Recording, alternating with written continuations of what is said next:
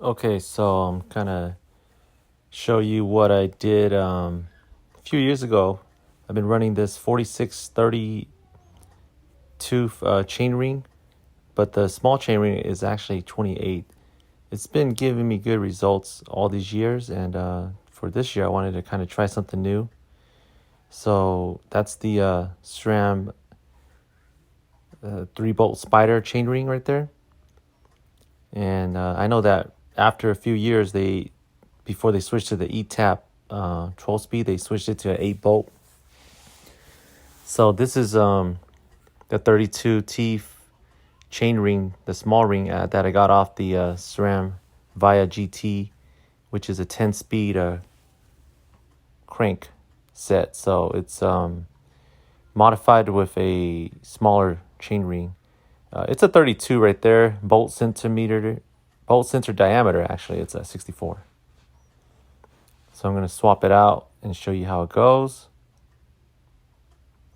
Okay, so if you take a look at this right here, it's already pre-installed. It's got the 22 tooth on it. I know it looks kind of ridiculous, but it's been working. Haven't tested out on gravel or anything yet, but just on the neighborhood or streets, it's been pretty good. I dropped in the ceramic speed BB as well. It's been a while, so might as well. Swapped out the Force 22 for a red because it works better. Doing a quick spin test with the new BB.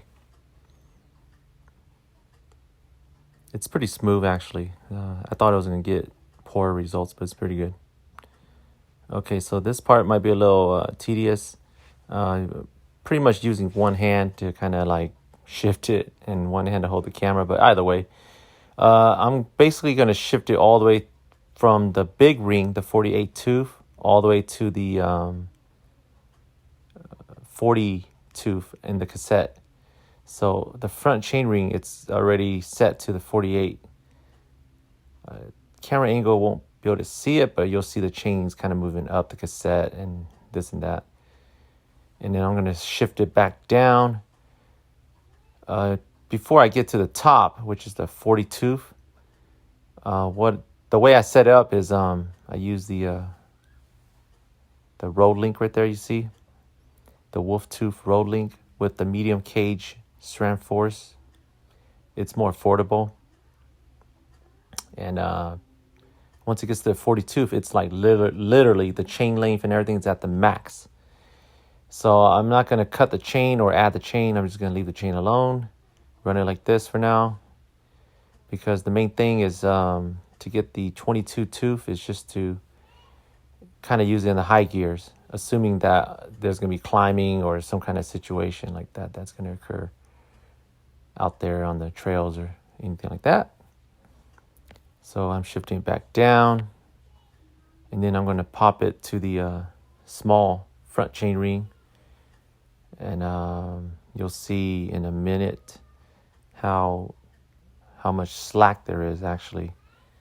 So there it is at the smallest. I'm going to drop it. It's on the 48 tooth. I'm going to drop it down to the 22 tooth. And the bike does need a lot of like tune up and everything. It's been in storage for the past year. But being that there's gravel events or something that might come up, I just wanted to kind of get it ready. And as you can see, you can't really tell, but I'm in like probably the 8th or 9th gear, and the chain's really slack. See, you see me shaking it right there.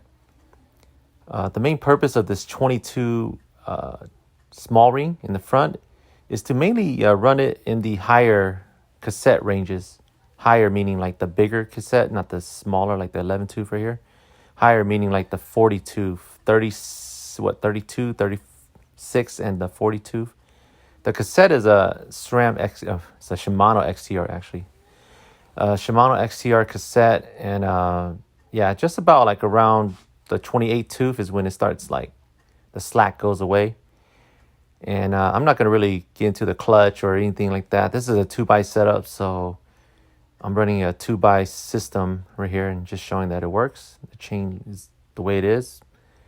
And that should be it. Also, I'm going to be running the SRAM power meter.